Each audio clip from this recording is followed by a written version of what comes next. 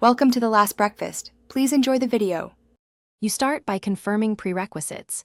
You need an Azure DevOps org, a project, and rights to create pipelines. Once confirmed, locate the build that produces the artifact you'll release and verify its output format.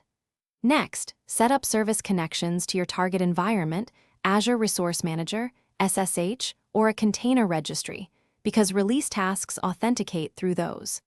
Make sure artifacts are retained long enough. Then navigate to Pipelines Releases and choose New Pipeline to begin the release definition. You'll design the release flow by adding stages that map to environments: dev, staging, and production.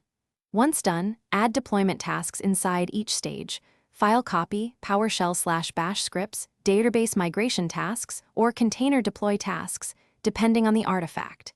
Make sure to wire task inputs to pipeline variables and link variable groups for environment-specific values.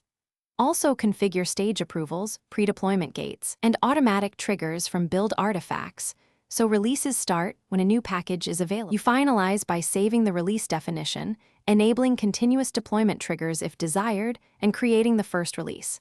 Start the deployment and monitor logs in real time.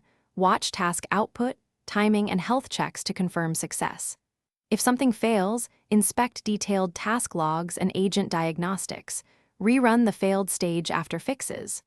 One key troubleshooting tip: if a task cannot access a resource, immediately verify the service connection credentials and permissions.